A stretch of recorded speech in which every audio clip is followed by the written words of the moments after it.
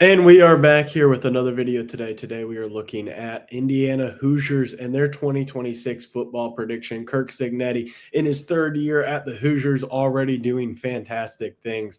Obviously with the 16-0 season last year and the national championship, it has been a spectacular run for Cignetti. Looking him up, just Google him, he wins.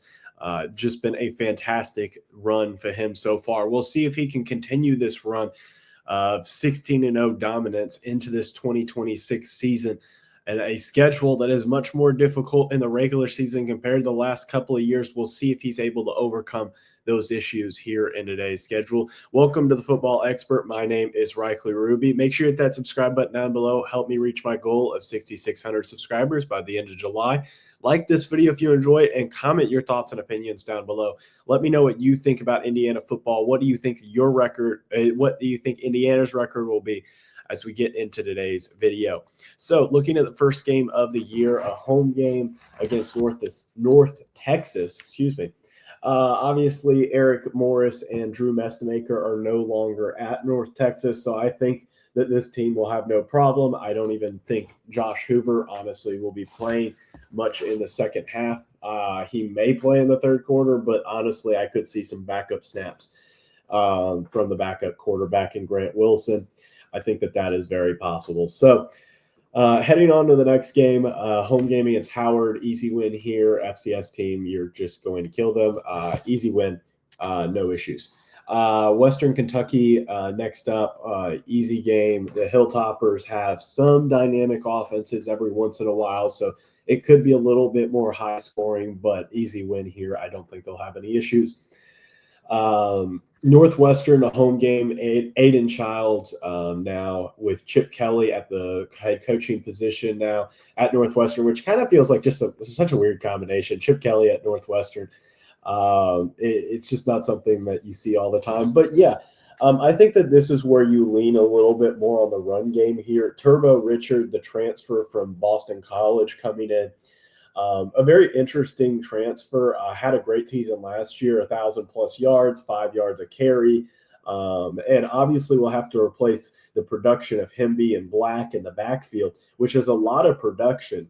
Over 2,000 yards of rushing production right there, 17 touchdowns combined between those two. So I would like to see how he fits in to this run game here. Obviously, Kobe Martin also in the running back position, had about 500 yards last year and 6 touchdowns, averaging 6.5 yards a carry, which was the top of any qualified running back last year. BB obviously a little bit ahead of him with 7.7 yards a carry, but only 27 total carries. So looking at this win against Northwestern, road game against Rutgers, I think that this is also a win. I could see Rutgers being a little bit frustrating, I would say, in the first half. I really could see Greg Schiano's team, Antoine Raymond, very good running back there in Piscataway.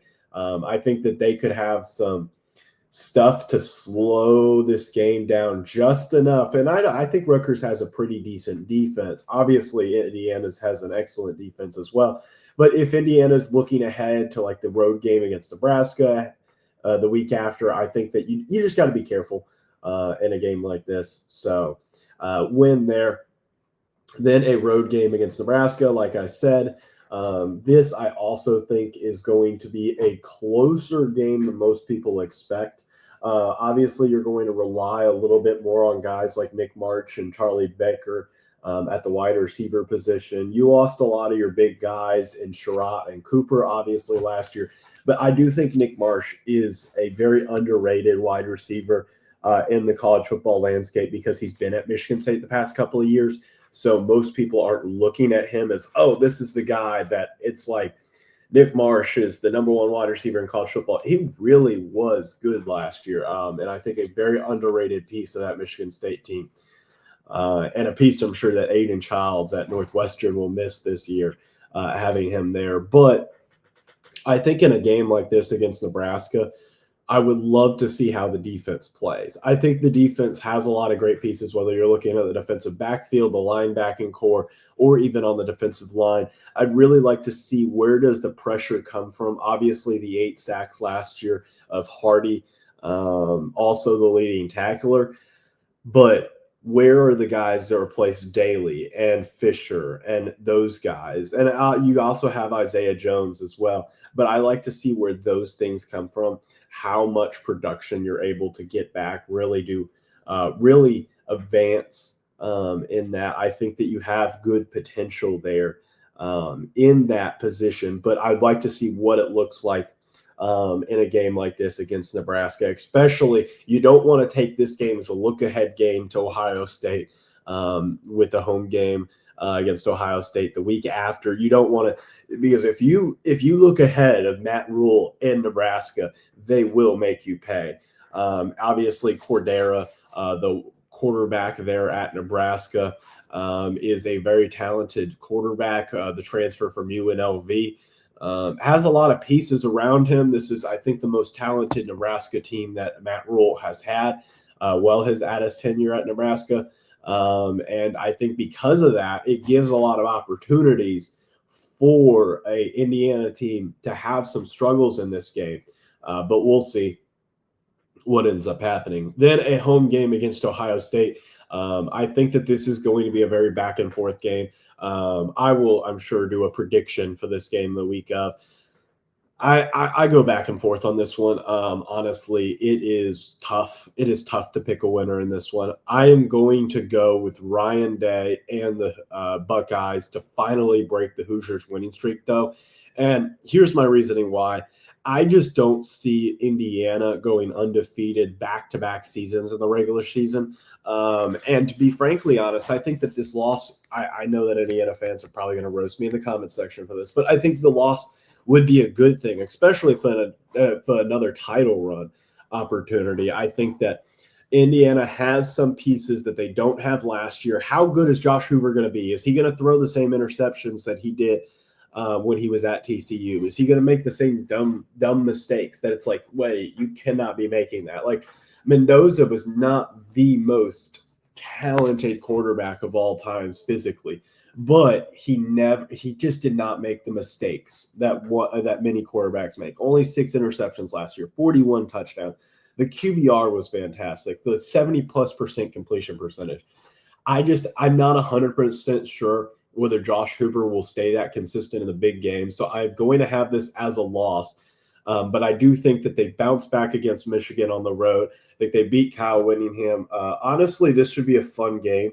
A couple of years ago, the 20-15 win over Michigan is what propelled them to play Ohio State the year before. Did get smacked around in that game against Ohio State 2 years ago. But I think it's kind of going to be the opposite. I think that they're going to barely lose to Ohio State and then beat up on Michigan, to be frankly honest. I think Dylan Underwood is a solid quarterback, but I think that he has a lot of flaws that maybe they improve at Michigan, but I'm not 100% sure. I think they'll rely on the run game a lot, and Indiana will be able to shut down that run game.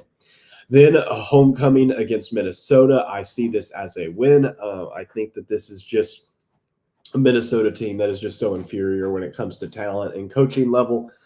Even though I like PJ Fleck at Minnesota, I see this as a win for Indiana. USC coming off the bye week against Indiana. Indiana also coming off their bye week. So I think that this is an incredibly interesting matchup. USC, I think, is a underrated team in college football, which I hate saying that because I'm a Notre Dame fan. And, well, to be frankly honest, the fact that I have to say USC is underrated is so annoying because generally they're overrated. But yeah, no, Jaden Mayava, great quarterback, but I think that eventually in the fourth quarter, they'll wear down the USC defense. And I think that this game will get to 2 or possibly even 3 touchdowns by the final score. But I think the game throughout the first 3 quarters will be a lot closer than what the end score will be. That's just my prediction, but we'll see. Road game against Washington. Obviously, you still have a very talented quarterback that had all the issues in the offseason with NIL and wanting to leave and everything like that. I do have some concerns about that, but I like Jed Fish. I think that he's going to get Desmond Williams in the right headspace to play for Washington this year. I think that Washington is also another one of the underrated teams. Defensively, I think they're a lot stronger than people think they are. Run game wise, I think they'll be good, with Williams also being a threat. Wide receiver wise and offensive line wise, I think they may struggle a little bit. We'll see. But Indiana, they're just a better team than they are. I think that this is one of the games where they continue their win streak before that they dominate Purdue. Purdue is once again, I think, going to be the worst team in the Big Ten this year. That's not much of a hot take at all. Nor is me picking Indiana to go 11-1 this year. I just think that they have such a tough schedule against so many decent teams that it would be tough for them to go undefeated again. And if they do go undefeated, I'd be a little bit concerned in the playoffs of tripping up and Josh Hoover getting in a big moment. If I'm an Indiana fan, I'd prefer a loss in the regular season to build on that momentum in the postseason. To have something that we can't let this happen again. That's kind of what builds those great teams. And I think that that's what will happen in that Ohio State game, which will, I think, lead to a rematch in the Big Ten title game, of which I would expect Indiana to win. Hit one of the two videos down below. Hit the playlist of the college football prediction, all of them, including Ohio State, if you want to check that one out. And hit the subscribe button up here. Help me reach my goal of 6,600 subscribers by the end of July. And as always, hope you have a great rest of your day. Bye, guys.